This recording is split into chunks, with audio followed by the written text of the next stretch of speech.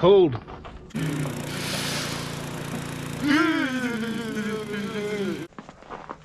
Let's take a look at this hose. It's not bending. Well, it's bending a little bit. It makes it really hard to hook up your dang Getty box when your hose won't bend. Ooh. Maybe you should wear these extra gloves.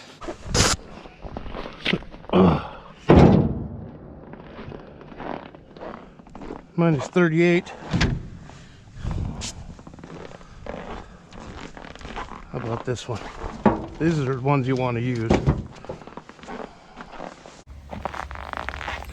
All right, let's get inside and do vlog day.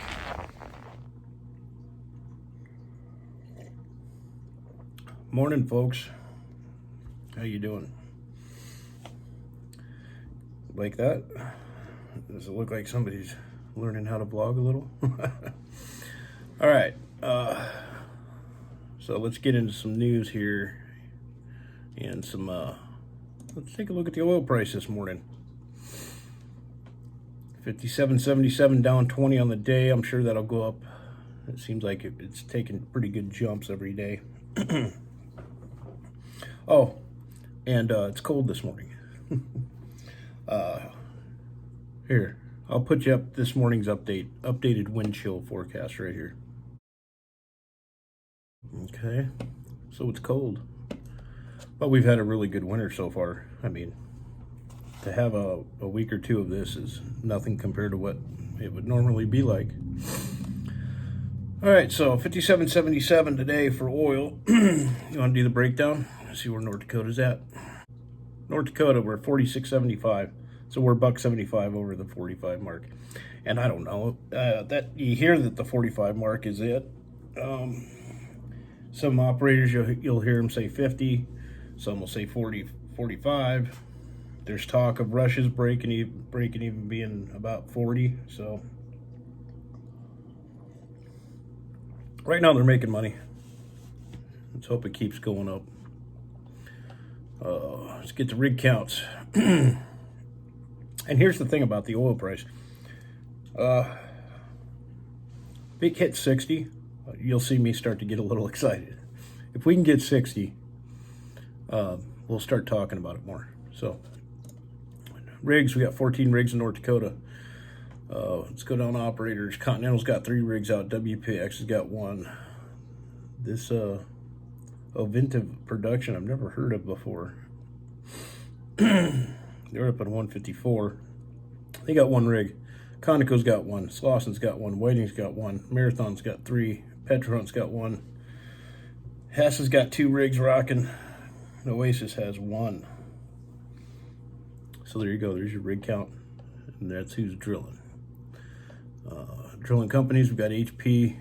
Of course, we've got HP Cyclone, AES 4, Neighbors, H&P 516, Neighbors B6, Unit 414, Patterson 808, H&P 492, 259, Neighbors X10 rig. That rig's been up here a long time. H&P 515, Neighbors X24, B13, and X28. There you go. There's your rigs. All right, in our last video there,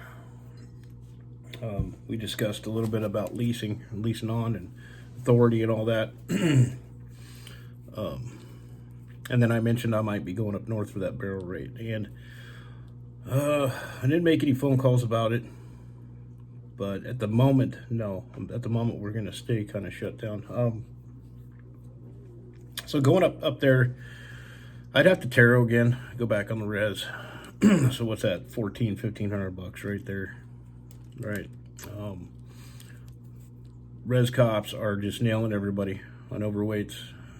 They're scaling you, I think, in and out. I'm not sure, but so there's not going to be any hauling, you know, what we're used to hauling, and it's barrel rate. So those 2 things right there, right now, have got me not going. I need to dig into a little bit more and find out if we can even make any money up there. So that's why I'm still here in the office. All right, so I thought I'd talk a little bit about. I'm getting a little irritated with all this stuff that's going on. The environmentalists and their.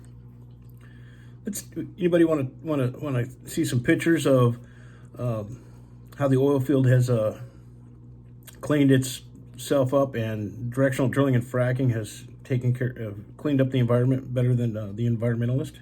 Yeah, should we do that? This is about freedom. It's not about oil. All right, so let's take a look at some pictures here. Here's a picture first of what a typical section would be like in Texas. This is from down in Texas. Vertical drilling could still be fracking because you can still frack out a vertical well. But let's look at the spacing on these units. Okay, that's good ammunition for the environmentalist, right? So now let's look at what directional drilling and fracking has done for the environment. So this is mostly North Dakota wells, right? Let's take a look at what they look like.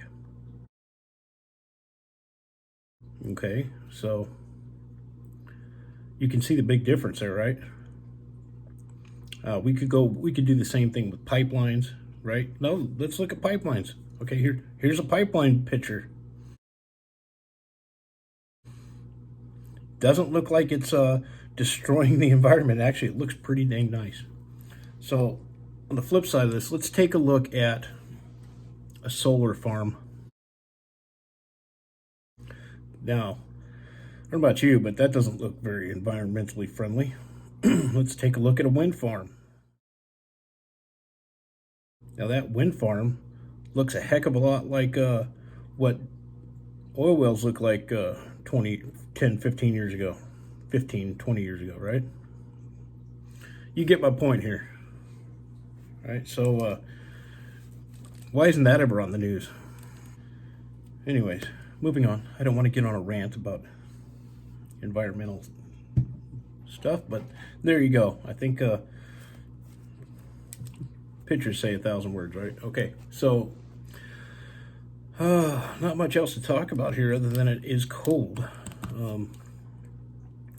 Why don't we get into some comments? Want to do comments? Yeah, let's do it. I'm pumped. Alrighty, folks. Back to comments. My favorite part here. And before I get into that, I forgot to mention Texas. I've been watching some, if you go to Petro Nerds and some other blogs and podcasts and stuff, Texas has been doing good. They've got hundreds of rigs down there compared to our 14. And Texas is the place to be. For now and probably the whole next year. But I think everybody's flooding down there. Andrew went down there at a perfect time, probably, and seems to be doing good. But in the long run, the way this administration is going, the only two basins that are going to be in good shape are going to be the Permian and the Bakken. Everywhere else is going to have challenges. So I still have a good feeling that when the Bakken comes back, it's going to be Texas or North Dakota that are the safest in the next few years. So, all right, comments. Matt, no, not Matt. Shout out to Matt. Shout out to all of you. Thank you for being here. I really appreciate it. Firebird, Henry Bob, Dan Trelecki, Matt. Ooh, this was I can't remember who this was. I can't remember. Let me click on it. Bill Moran. Thank you for getting back to me there. We talking about what it was like, and I was telling him that I might go up north, but I just explained how and why I'm not. Oil rig jobs got back to me. Thank you. It's pretty terrible to see that China was trying to buy up stuff up in Alberta too. I meant to go dig in to see how much more. Maybe China's has more investments, but that's a whole nother video. Digital Wildcatters shout out. That's where I get a lot of information from. As always, Red. Well, he did a weird video the other day, didn't he? He was put a little extra something in his coffee. Let's see who we got here. DK, shout out to you. Thank you for watching. Thank you for being here. Thanks for the comment. Once prices go up to 70, I'm getting in my truck and hauling ass. Well, let's hope it keeps going that way. Let's just hope that it doesn't stall out in the 50s. These oil companies, with all the with everything they've been through, they've learned and adapted to make money at low prices. So they can make money in the 50s, right? And let's just hope that it doesn't stall out. We don't spend another year in the 50s. Let's hope we get to 60 and keep going. Marshall Lamb, good to hear from you. Good to see you here. Thank you for being here. Says he passed by West Texas hauling a load. Looks pretty busy. He saw 4 rigs and a bunch of sand trucks. Yeah, that's probably a pretty regular sight down there right now. Like I said, Texas it's good. It's good right now. I don't know about the rates, but from what I hear, it's not bad. And he goes on to say, yeah, China actually owns a lot of land in the U.S. Kind of scary. It is very scary. And it's just last week or whatever, when I put that video up, I had never heard of China owning any of our oil field. So that really got to me. Henry Bob, thank you for the shout out. And you're always first. Thank you, Henry Bob. Jimmy Beasley.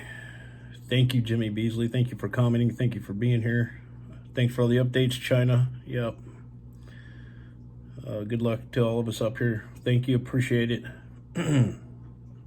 And thanks for the comment. Thanks for being here. Jet Matson. Thank you for being here. Thanks for the comment.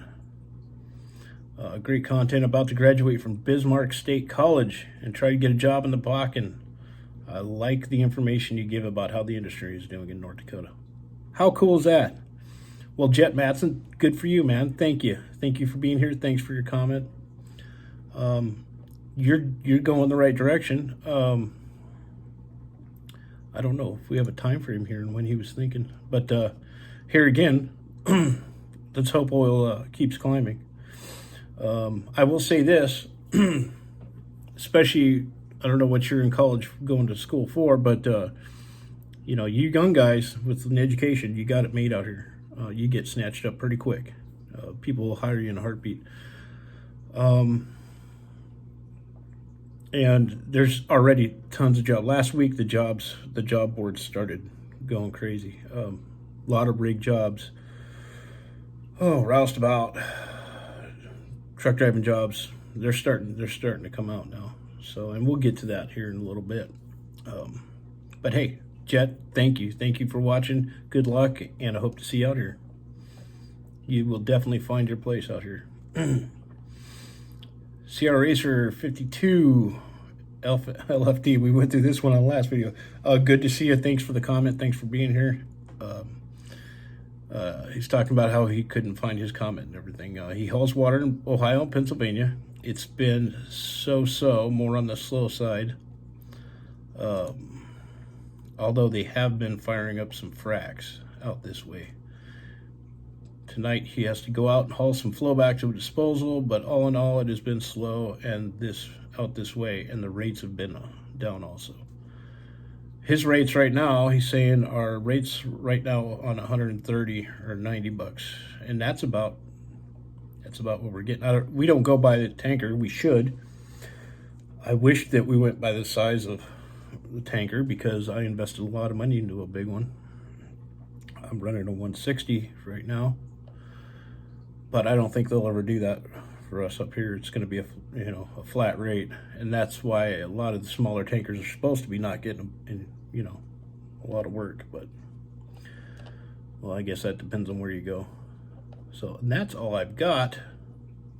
So thank you everybody. Thank you, CR, for the comment. Appreciate you being here. So back to speaking of that, of jobs and all that. So I've noticed a lot of jobs coming out,